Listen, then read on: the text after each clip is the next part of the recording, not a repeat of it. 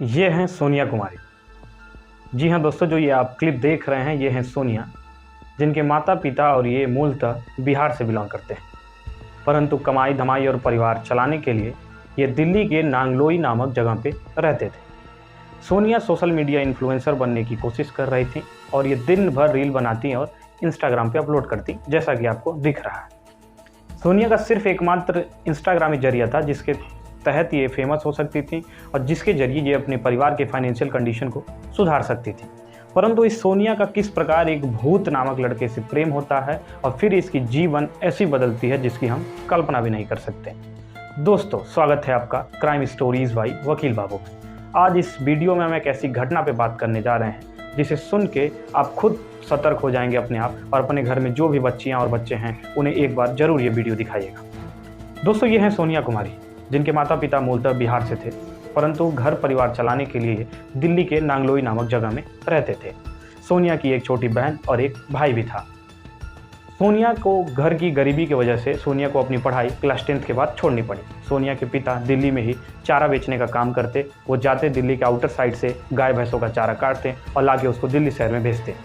सोनिया की माँ घर घर जाके बर्तन मांजने का, झाड़ू पोछा करने का काम करती, जिसके तहत जो पैसे मिलते उससे इनका घर चलता। घर की गरीबी इतनी ज़्यादा थी कि सोनिया को, सोनिया की छोटी बहन और उसको भाई को भी पढ़ाई छोड़ के काम में आना पड़ा।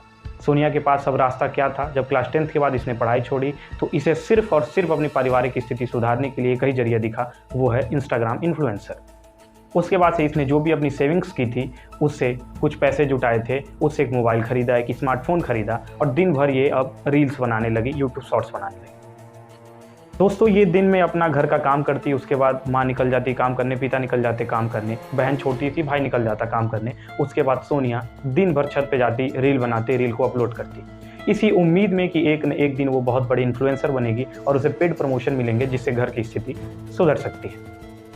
सोनिया की ये मेहनत एक दिन रंग लाई और उसके इंस्टाग्राम फॉलोअर लगातार बढ़ने लगे। सोनिया के ये मेहनत उसके इंस्टाग्राम फॉलोअर को 7,000 से भी ऊपर पहुंचा दिए, जिससे सोनिया को और ज़्यादा खुशी मिलने लगी और मोटिवेशन और तेज़ी के साथ ये सोशल मीडिया इन्फ्लुएंसर के तहत वीडियो बनाना और रील शूट करने का काम करने लगी। दोस्तों, यही नहीं, सोनिया और भी मेहनत करने के लिए इसने सिलाई की काम सीखी, जिसके तहत ये सोची कि मैं 2 पैसे भी कमा लूँगी और सिलाई से अपने कपड़ों का डिज़ाइन मैं खुद कर लूँगी, जिससे मैं नए नए कपड़े पहन के रील्स बनाऊँगी। दोस्तों, अब इस कहानी में थोड़ा सा ट्विस्ट आता है। इंस्टाग्राम पे रील्स बनाने के दौरान इसकी इंस्टाग्राम पे ही एक लड़के से मुलाकात हुई जिसके आईडी का नाम था भूत। इस भूत नामक इंस्टाग्राम आईडी वाले लड़के से सोनिया मिलने के बाद इसकी बातचीत शुरू होती है। बातचीत बढ़ती जाती है, लगातार चैटिंग होने लगती है और ये चैटिंग, ये बात कब प्रेम में बदल जाता है ये सोनिया को खुद नहीं पता चलता। इसके बाद इन दोनों लोग की प्रेम कहानी शुरू होती है। ये दोनों लगातार मिलने लगते हैं, इनकी पूरी मीटअप होने लगती है, ये इंस्टाग्राम पे चैटिंग करने लगते हैं। सोनिया पूरे दिन में जब भी खाली होती तब इससे कॉल पे बात करती। पूरी तरह से सोनिया भूत के प्रेम में पड़ चुकी थी। दोस्तों, ये कहानी उतनी आसान नहीं है, ये घटना उतनी आसान नहीं जितना आपको अभी लग रहा होगा। ये कहानी मोड़ कहाँ लेती है आप समझने की कोशिश करिएगा। दोस्तों, ये सारी चीज़ें साल 1.5 साल बहुत अच्छी चलती हैं। दिन आता है 21 अक्टूबर 2024। 21 अक्टूबर 2024 एक ऐसा दिन जब सोनिया के पूरे जीवन काल का अंतिम दिन कह लीजिए, या पूरे जीवन का सबसे खराब दिन। परंतु 21 अक्टूबर 2024 को समझने से पहले हम थोड़ा अगस्त में चलते हैं। इसी साल अगस्त 2024 सोनिया दिन भर अपने रील्स बनाने, शॉर्ट्स बनाने को लेके घर से बाहर रहती थी या फिर घर में छत पे ही अपना दिन भर रील्स बनाती थी।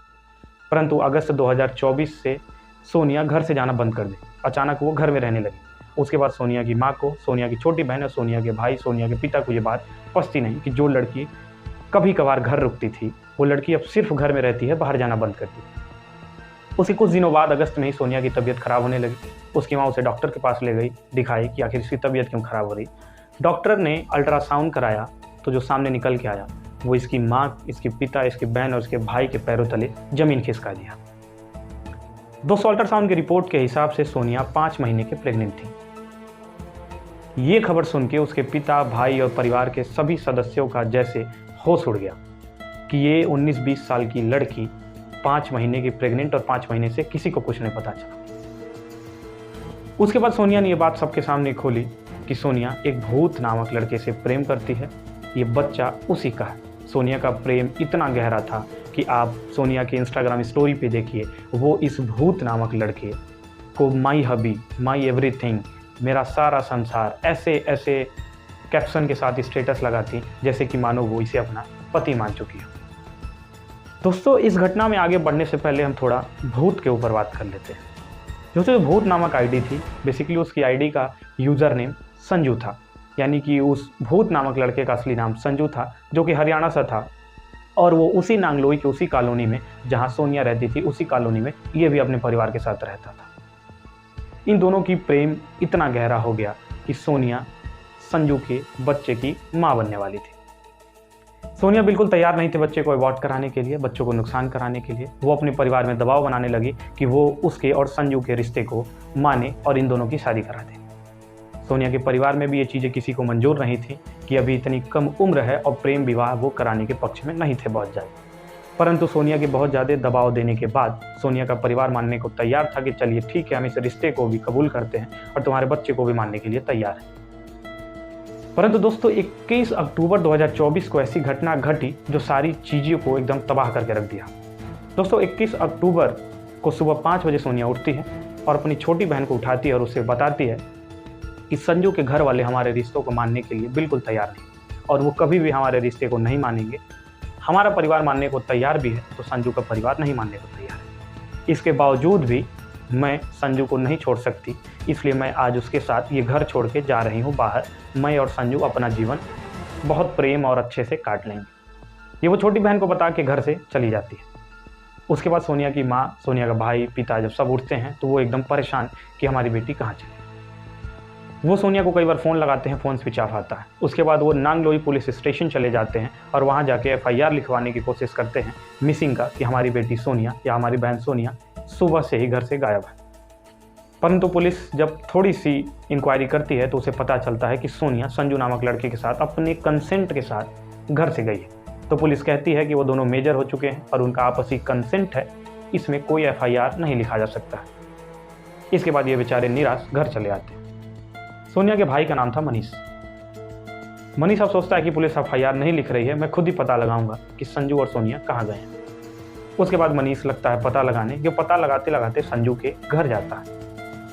जब घर जाता है तो संजू के घर वाले कहते हैं कि हमारा संजू से कोई भी वास्ता नहीं है, हम उसे घर से निकाल चुके हैं, उसका कोई भी संबंध उसके परिवार के साथ नहीं है। ये बातें उस दिन कही जाती हैं। लेकिन दोस्तों ध्यान दीजिएगा, ये घटना अभी आगे मोड़ ले लेगी। इतनी चीज़ें होने के बाद जब मनीष घर आता है उसके बाद फ़ोन लगाने लगता है अपनी बहन को, संजू को, सबको फ़ोन लगाता है। तो वो फ़ोन संजू उठाता है और कहता है कि सोनिया आप सभी से नफ़रत करती है और वो आप सभी से ना बात करना चाहती है, ना मिलना, ना आपसे कोई भी वास्ता रखना चाहती है।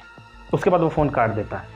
21 अक्टूबर 2024 की रात 11 बजे मनीष फिर से फ़ोन करता है और फिर से संजू जो है फ़ोन उठाता है और कहता है कि क्यों बार बार तुम फ़ोन कर रहे हो, सोनिया तुमसे बात नहीं करना चाहती।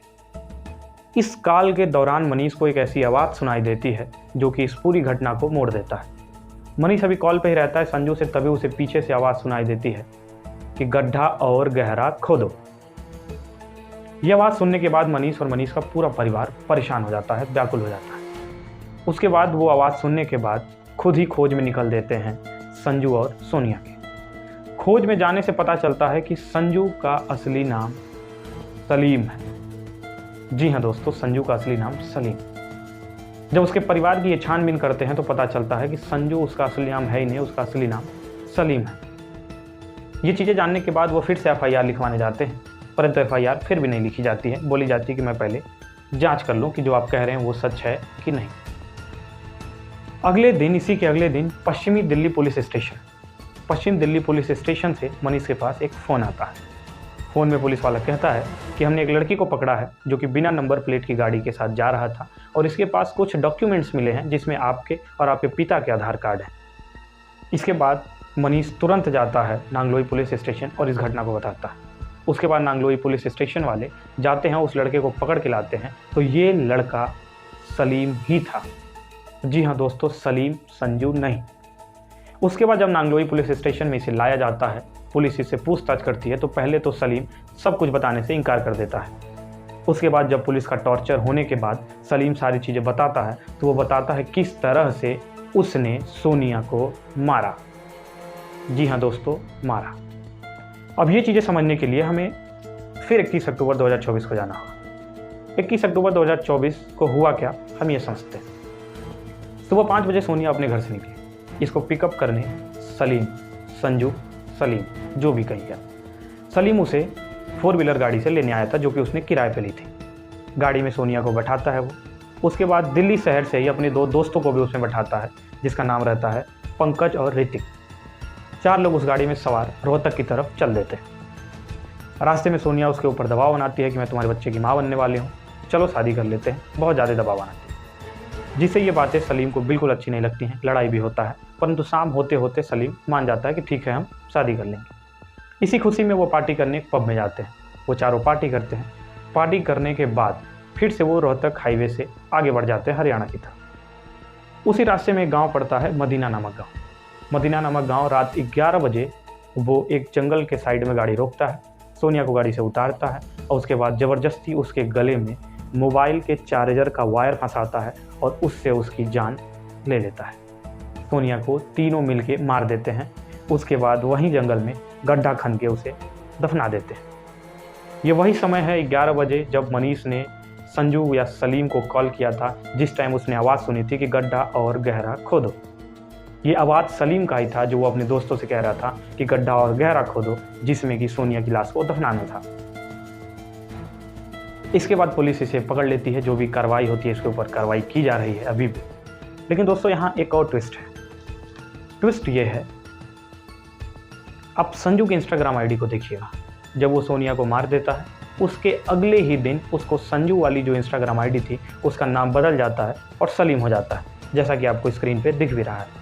वो संजू सलीम हो जाता है। जब हमने इसकी इंस्टाग्राम आईडी को और ज़्यादा रिसर्च की तो पता चला कि ये पहले 10 बार अपनी इंस्टाग्राम आईडी नेम चेंज कर चुका था। इससे यही सोचा जा सकता है कि क्या उसने और भी कई ऐसी सोनिया को फंसाया जिसको सिर्फ अपनी हवस पूरा करने के लिए वो अपने जीवन में लाता, फिर अंत में उसको छोड़ देता, या फिर अगर सोनिया की तरह परेशान करती तो जान से मार देता। क्या सोनिया जिस वक्त मरी उस वक्त इस बात को ज्ञान था कि ये संजू नहीं सलीम है? इन सारी सवालों का जवाब तो नहीं मिल सकता क्योंकि सोनिया अभी संसार में नहीं रही। दोस्तों इस घटना बताने का मकसद सिर्फ ये है कि आपके घर में जितनी भी बहन बेटियां हैं प्लीज़ इस वीडियो को शेयर करिए कि वो किसी के साथ भी प्रेम प्रसंग में फंसने से पहले उसके बारे में ज़रूर जानें। उसको अभी ठहराव रखें अपने प्रेम में, उस बारे में रिसर्च करें। सारी चीज़ें जानने और परखने के बाद ही किसी के साथ प्रेम संबंध, वो भी वो प्रेम संबंध जो कि शारीरिक संबंध तक पहुंच जाए, ये शायद शादी से पहले किसी के साथ नहीं करना चाहिए।